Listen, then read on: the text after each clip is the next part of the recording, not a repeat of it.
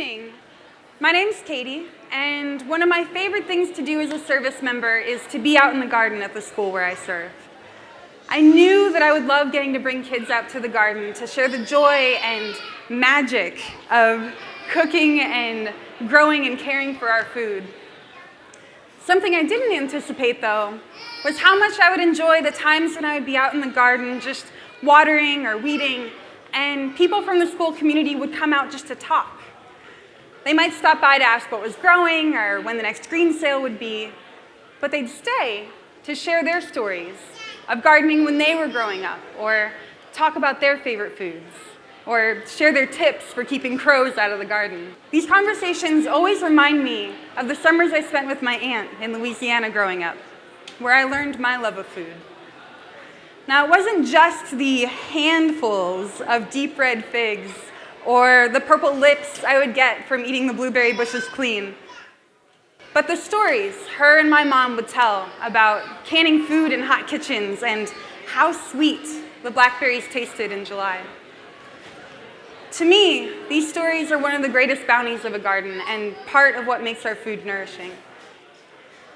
Now, a lot has changed since my mom and aunt were growing up in rural Louisiana, and their stories reflect that, as do the stories I've heard in our school garden in Cherokee, North Carolina.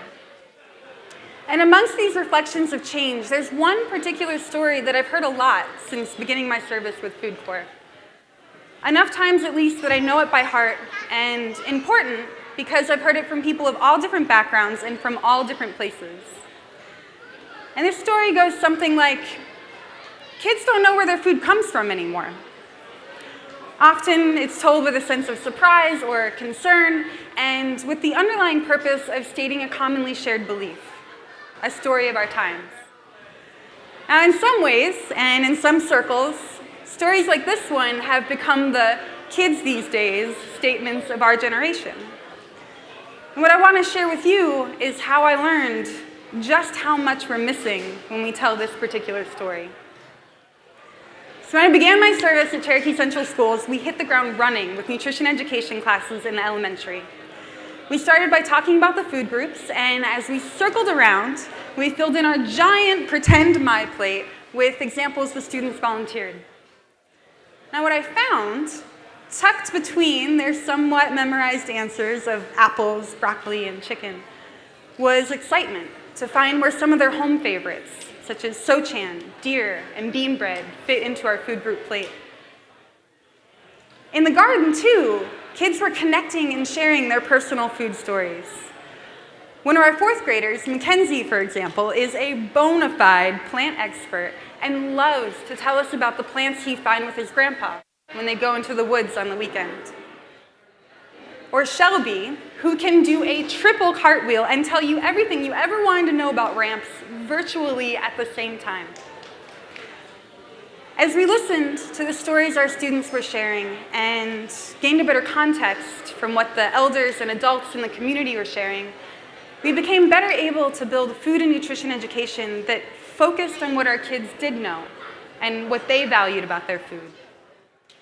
And by listening to people in the community, we were better able to understand what it was that they want their kids to know about their food and traditions. Now, the way this translated into our teaching was manifold.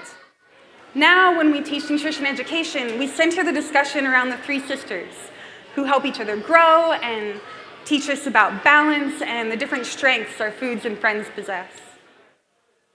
We make a game of naming as many foods as we can in Cherokee: Yona, Ulishi, Nuna, Awi, Ushkewi, Ayoshki. We read and tell traditional stories about the crops in our garden, like the story of the first strawberry, whose bright color and delightful taste reminds us to cherish the sweetness of life.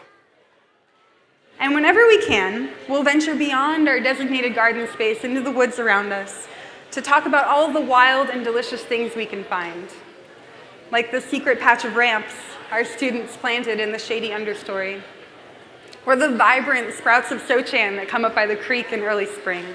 When I think back to what brought me to my love of food, it had everything to do with the stories that surrounded it, which rooted me in a place and a history. And when I think about what makes my students light up in the garden or the classroom, it's that same spark of recognition, of identity and even pride in their food stories. And we might call this place-based education, but for me, I've come to understand it as something a little deeper than that. I've come to understand it as upholding the wisdom that our kids and their communities already possess about their food.